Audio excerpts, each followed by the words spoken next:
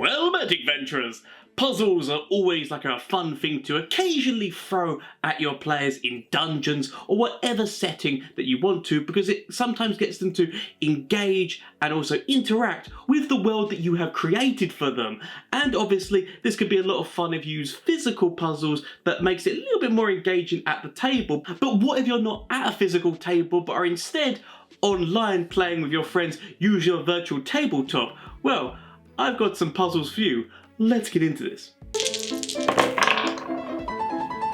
Yes, it is I, Nathaniel Gomezian, shopkeeper and proprietor of Gaming Treasure Chest. As I said, today's video, I'm going to be sharing with you 5 different puzzles that you can use to throw at your players if you're using a virtual tabletop, because it's more kind of catered towards those, but you can still use these puzzles on a normal table or however it is that you're playing Dungeons and Dragons. It's just that this one is specifically tailored towards that, and I'll also be sharing the files with you so that you can put those into your virtual tabletops, as well as obviously just like going off of the ideas and doing whatever you want with them. I will just say we have a very important adventurer to thank for this video, and that is Brian Landy, which you should be able to see the comment on the screen here, because not too long ago they asked me, did I have any ideas on puzzles which were specifically tailored towards VTTs or virtual tabletops? So that's why I'm giving you this video. And if there's any other kind of topics that you want me to cover, be they puzzle or otherwise, then please leave a comment like this one, because who knows, you might get a video like this one did, like Brian Landy did. So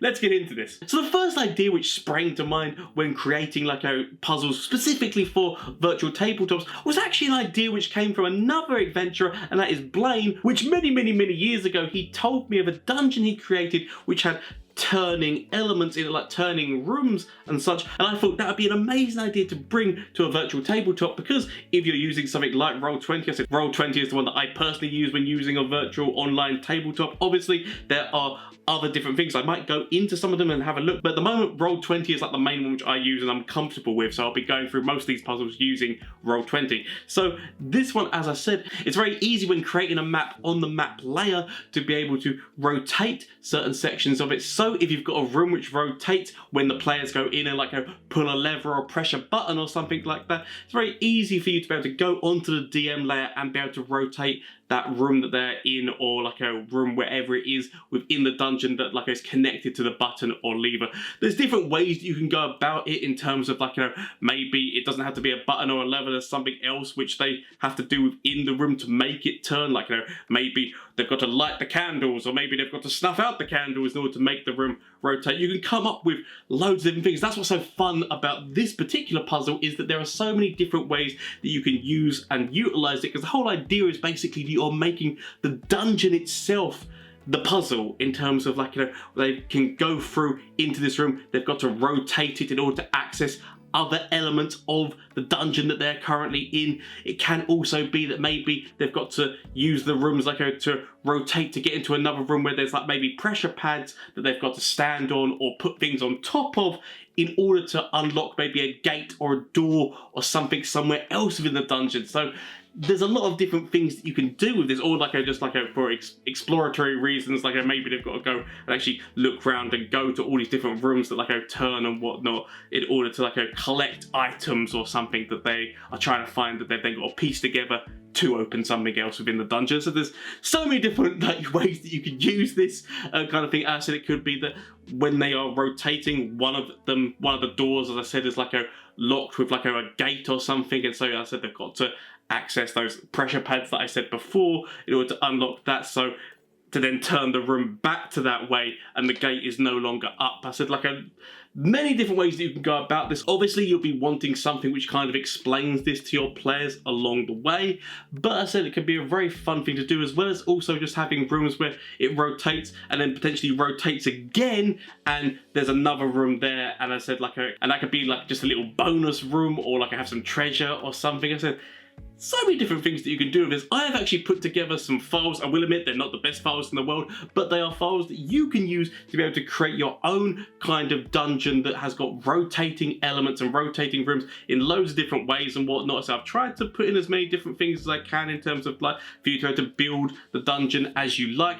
If you've got any things that you want to be added or whatnot, please let me know and I will add them. As I said, as you can see from this one, which is on here, this is a very basic map. I haven't put in any other elements in terms of like, decor of tables or like, different things that could be in different rooms and whatnot, because I wanted to allow you to be able to do whatever you wanted with it. It's just the basic floor, and then you can add whatever you want to in order to be able to make like whatever dungeon makes sense and is going to be fun for you.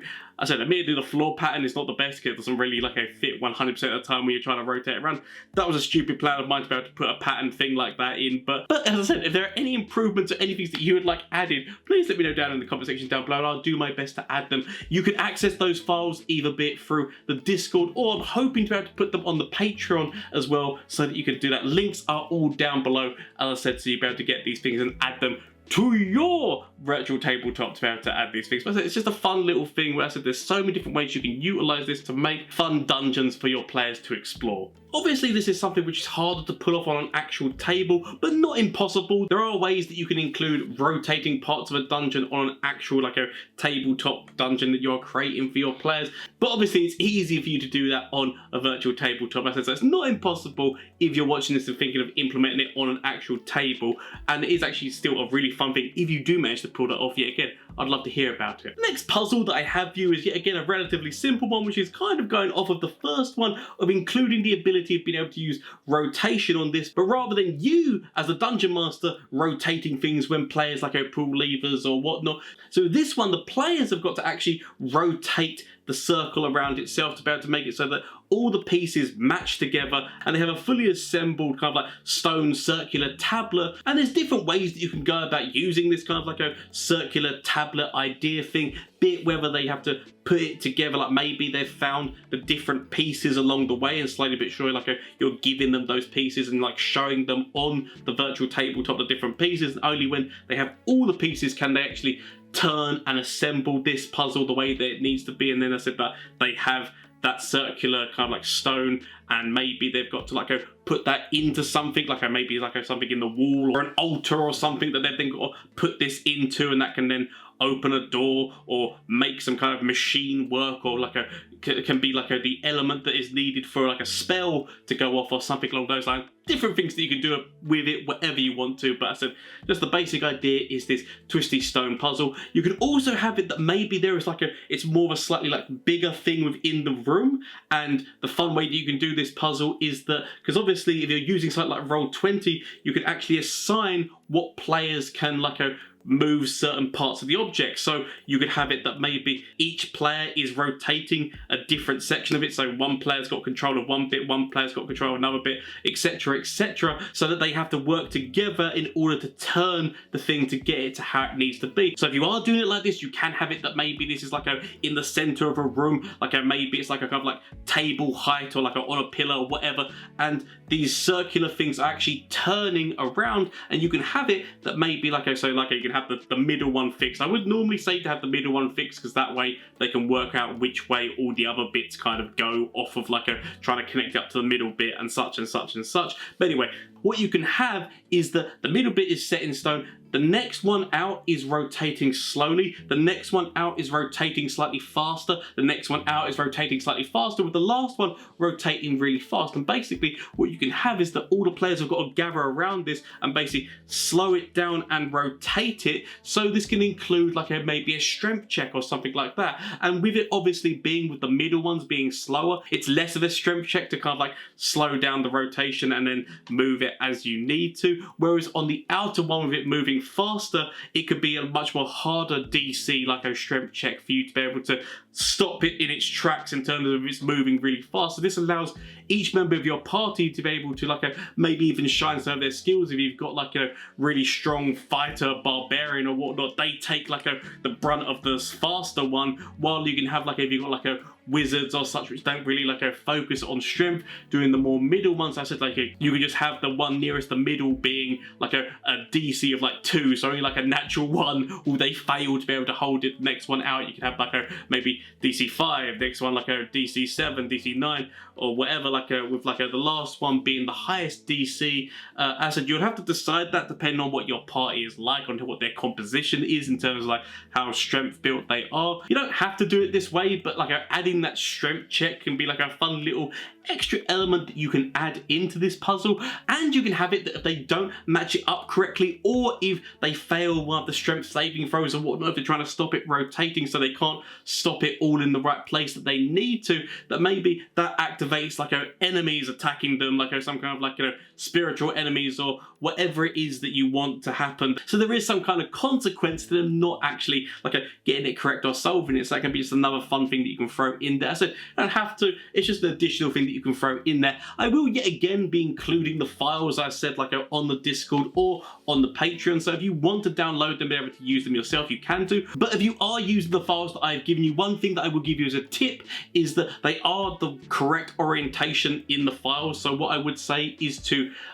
before uploading them to Roll20 or whichever virtual tabletop that you are using, I would recommend to turn them yourself like slightly so that they're off, because basically what I mean by that is that when you go into the virtual tabletop and put them in, it will have the way that you rotate it, or your players will rotate it as being like one part of that. So if all of them are just that they have to put it to the top, it makes the puzzle relatively easy, because all they've got to do is make sure they put the square to the top and that rotates it perfectly. So by putting each different bit kind of off on a slightly different rotation, it means that that kind of top square thing of the rotation is off, so it makes it slightly harder to be able to work out how to do it. So that's just something that I would recommend if you're going to be using that as files. Hopefully you understand what the hell I'm talking about when I say these things, because I know that can be a little bit like a weird bollocks that's coming out of my mouth. But anyway, let's get on to the next one. So the next puzzle that I have for you is actually one which I did feature earlier on a previous puzzle video of mine, but this one is more focused on actually being able to do it as a VTT, and it is basically the knights puzzle. So what happens is your players go into a room and there are 6 knights, and on the table there are 6 weapons, and basically there is like a note. You can have this note being either on the table or on the wall, like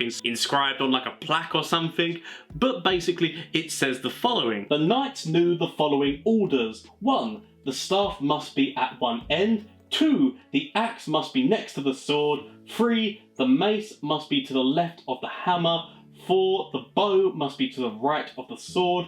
5. The hammer and axe must be one in from an end. 6. The mace must be next to the bow. And 7. The mace must not be next to the axe. And basically I have taken this puzzle and kind of elevated it to the virtual tabletop kind of thing, whereby you can actually have the 6 knights in front of your players on the screen, and they have the ability to actually pick up, because yet again on the virtual tabletop you can assign your players to be able to pick up and interact with different like items and that. So with this one it would be they have all the different weapons and they basically have to place it on the knights as they see fit, with the hopes of getting the order correct and solving the puzzle. And yet again this puzzle can be utilized as all of them, like to open a door, like or a secret passageway or something along those lines, like in a stately home or in a dungeon or wherever you see fit. Now you can also have it that if your players get the order wrong, that maybe the knights come to life and attack the party, and then the players are then in a combat, and once they resolve that combat, that could be what opens the door. I do like that kind of thing, because it basically means that your players don't have to get the puzzle correct in order to progress. Like there is another way around this, so if they fail then there's a combat, they win the combat, and then they can continue. But this is just a fun little puzzle that you can put in front of your players where they can see it on the virtual tabletop and actually can interact with the weapons and place them where they want to. It could just be a fun thing that you can put in front of them. As I said, I kind of like this puzzle because either your players get it right and they can continue on, or they get it wrong and then they come to life and have a combat, and then once they beat the combat they can progress. So there is actually a way to continue and progress if they get it right or they get it wrong. So that's why I like puzzles like this, that there's multiple ways that your players can get through them. I will put the knight's orders back on the screen now, so you can pause the video and try and work out the order that it should be, and put that down in the comment section down below. As well as, while you're pausing the video and hopefully enjoying yourself, why not consider subscribing to the channel where you can get more things like this. If you're enjoying yourself and having fun with this puzzle, then there could be more in the future. So why not consider hitting that button, helping a little man live his dreams, as well as hitting the like button. But anyway, regardless, let's put those orders on the screen. I wish you the best of luck with solving that. I would love to read the comments down below to see who's got it right and who's got it wrong. The answer and actually the files for you to be able to present this puzzle to your players yet again will be in the Discord and on the Patreon, links down below again. But anyway, on to the next one. The next puzzle that I have for you is a fun yet odd one, which sometimes makes some of the best puzzles around. It's actually a puzzle which my DM threw at me at one point. Not this exact kind of wording, but the idea of this puzzle was thrown at me, and I loved it so much that I feel like this could be a really fun one to use, especially when throwing it in front of them in a virtual tabletop, and that is a play. And what I mean by that is that it's basically different lines of a play which have been chopped up, different directions, lines and whatnot that have been chopped up, and your party basically have to put it back together. So yet again, putting it that all the players can move the different tokens kind of thing, and the tokens being these different lines of script. Your players have got to move them around and put them into the order that they believe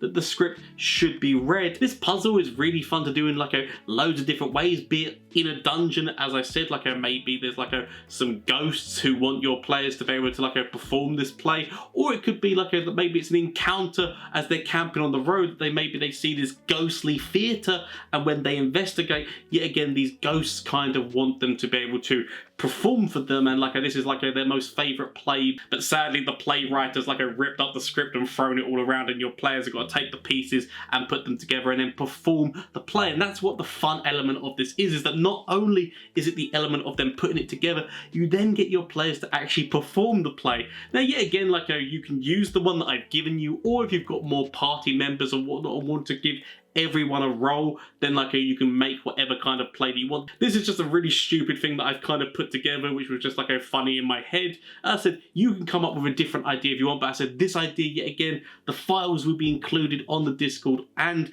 on the Patreon if you want to use this play to be able to throw in front of your players. But as I said, it's what you've got in front of you here. I'm not going to read it all out to you right now, but I said getting your players to perform this can be a lot of fun, especially if you've got people who love role play and such like that to be able to do it. I mean, obviously you can have some people who don't enjoy this kind of theatre, drama kind of thing so much. So I'd say not to put this puzzle in front of players who don't really get into all that drama kind of thing and such like that. You can still put it in front of them and they can read the lines, and you can just get them to roll a performance check to see how well their character did it. You can do those performance checks anyway to see how the ghosts react to their performance, whether or not they are enjoying it or not. But you don't have to get your players to roll performance checks if they perform the parts and you actually enjoy it and think it's really good yourselves, the way that they perform it. If they really get into it, then I said you don't have to worry about the checks, and you can decide whether or not the ghosts enjoy what they present in front of them. I like this puzzle, and I'll tell you why. Because it's not just your players getting the play in the correct order. That's an element of it, but it's also about how they perform it. And what I mean by that is it's how the ghosts are entertained by what they do. That can be if they are massively entertained, it can just be that they open the door, or it can be that they leave behind treasure. But the amount of treasure or items or whatever it is that you want as a reward, again, if you're doing this as a thing that's just an encounter in the woods, you can do it that maybe it's gold that they leave, or as of items. It can be how it was performed, so that maybe they didn't get all the parts in exactly the correct order, but the ghost still loved it anyway because of their performance of it. Obviously bonus points if they do manage to put the play in the correct order, and that can tally towards what the reward is, kind of if they get it correct but then also perform it well, then they get more gold items, whatever it is that these ghosts wish to bestow. Or as I said, it not just be that they open the door, but they also leave behind some kind of treasure or something like that if you're putting this into a dungeon. So this could be a really fun thing to put in. You can also have it that if they get the play completely wrong and they perform it terribly, that the ghosts are angered, and maybe that starts a combat. And yet again, it can be that like with the knights, once they get through that combat, that then be what opens the door, or some treasure is left behind. Not as much treasure as they would have done if they would have actually performed the play well, but this still can allow them to get something out of it. As I said, You can go about this however you want, but it could be a really fun puzzle, and definitely when it was presented to me and my friends, this was a really fun puzzle to go through. So obviously, depending on how many players you have, and I said if you want them all to have a speaking part and whatnot, you can chop and change and make whatever kind of play that you want. I would love to actually hear some of the plays if you guys decide to write them yourselves. I would love to hear them. Anyway, on to the next one. So the last virtual tabletop puzzle that I have for you today is actually one which utilises the fog of war that you can put onto virtual tabletops, which basically obscures certain parts of the maps as your players go through. But this is used in a puzzle aspect, which is basically that you can have it that as your players enter this wooded area, I'm going to put this in, but you can put it in whatever kind of area you want, is that there is a tree stump which has basically got 4 indentations for them to be able to put 4 statues, and around are various different statues around that your players can try to put into these holes, and basically what they're trying to do is create the right order. I'm not gonna lie, this puzzle was kind of inspired by Wordle, but not only that, I don't know if you've seen those videos where people have got different drinks and there's kind of drinks obscured and they put it on top, and it's basically if they match they get money. Stupid videos, I know, but these things end up in my head, and then I think, oh, how can I utilize that as a puzzle? So that is what this is, whereby your players can pick up the different statues, put them onto the plinth kind of thing, and you can have this be whatever kind of explanation that you want. Maybe a disembodied voice says that maybe they're incorrect, or it could be maybe that the tree stump itself has got a thing on it that flashes red if they get it wrong, or flashes yellow if they've got some things that are correct but not in the right place. And then there's something which flashes green if they've put one in the right place, but they need to get all of them green in order to progress. So there's different ways you can go about saying that happens, as I said, either by a disembodied voice, something magical, or different runes or something like that, as I said, on the stump itself, which flashes red, yellow, or green, depending on whether or not they got it right, or if it's there's things which are right but they're not in the right place kind of thing. You can decide however you want to go about this, but basically your players are taking these different statues and trying to put them in the right place. Now you can have somewhere in that they can try and find a clue or something. With this one and the one that I've put in front of you, the clue would be the number 4, because basically the idea is that all the statues that they have to place onto the stump have all got 4 legs, so the dog, the fox, the dragon, and the lion, whereas you've got the birds, which have only got 2 feet, and you've got the fish, which has got none, and the beetle, which I want to say 6, I can't remember how many legs beetles have got right now, but basically that is the clue that you can put, that all the things that go on the stump have got 4 legs. It's just trying to get them in the correct order. Obviously your party might not find that clue, and they can just be stumbling around just trying to put them on. An additional thing that you can do, because you're using this fog of war, is that maybe if your players are struggling and have got no idea, and it's just everything's coming up red, or there's yellows but they can't seem to work out what order things go in, is that you can say if they want a hint or something like that, yet again it can be a disembodied voice, or there can be something which a plinth or something like that that explains that maybe they can press a button to get a hint, and when they press the button it initiates some kind of combat or something like that, and once they get through that combat, so it doesn't have to be something crazy, it can just be wolves or whatever, it makes sense within whatever you're putting this puzzle within. You can remove the fog of war off of one of the statues so they can see where that goes. So it's just they've got the option of hints that can help them along the way if they want to. It just means they have to go through combat rather than thinking, which again, as I've said with previous ones, because I did mention this in the last previous ones, well, it's just a fun way that keeps your players engaged, even if they don't feel like they've hit a roadblock. There is still ways to progress. It's just rather than working it out by brains, you can work it out by brawn kind of thing. So having things like that in there when creating puzzles is essential to be able to make sure that, as I said, you don't just put your players in front of a roadblock that now they can only think their way out of this. They can't think and work out the puzzle, then they're stuck and can't move on. Having alternate routes to be able to solve a puzzle is really essential sometimes when you're a dungeon master, because your players might not have the same mindset as you and might not be able to, if there's only one answer to the puzzle, they might not be able to get there easily. So having things like hints and different ways to be able to solve the puzzle is just fun things, it just keeps it fun for your players. Anyway, again, you can put this into dungeons. I've just put it in a foresty theme because that can be what unlocks a secret door or something within a tree, which then accesses this dungeon. But it can already be inside a dungeon, or whatever it is, for them to have to be able to get this correct to maybe open the stump, and in the stump is like a specific item, a box, a treasure chest, whatever. But basically you can put this wherever you want. You don't have to have it as animals, you can have it as whatever kind of things that you want that your players have got to take statues and put onto a plinth or some kind of stuff. Like I've just gone for stump, but it can be whatever you want. Be creative with it. The reason why you add the fog of war in there is because basically like when your players put something that's in the correct order and like the rune flashes green or whatnot, and you can remove that section of the fog of war so you can reveal to your player that that was legitimately what was in that section. I just really wanted to come up with a puzzle which involved fog of war. I want to look at other different kind of ideas. That was just the first one which came to mind, just because there's different things that you can do within virtual tabletops. Like, you know, I said, like the moving around of things, the rotation of things. I do want to come up with a puzzle which involves, because you can draw lines and draw objects and whatnot, but that's like, so I will come back to this subject because I like the idea of trying to create puzzles specifically around, like, you know, virtual tabletops, because that is still a fun way to play the game. Anyway, those are all the virtual tabletop puzzles I have for you today. I hope you enjoyed yourself. I said, please, if you like this, then hit that like button. Also consider hitting the subscribe button if you want to see more content like this, because I probably will go back and try and come up with other ideas for puzzles of virtual tabletops, because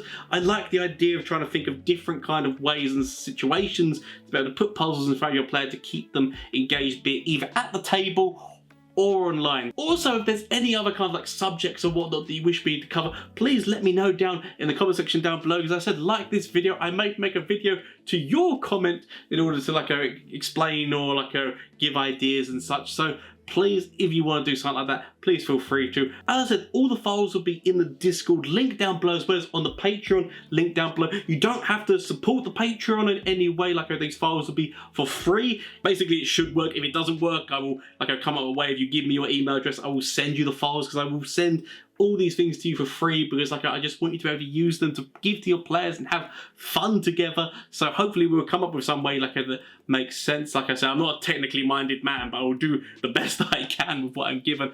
Thank you so much for watching. Also, if you do want to support the channel financially, well, consider checking out the Etsy store of Gaming Treasure Chest, whereby there are different Dungeons and Dragons, like dice holders, dice rollers and whatnot that I have designed and 3D printed, and I will send to you. But thank you so much for watching. I hope you enjoyed, and remember, keep rolling and have fun.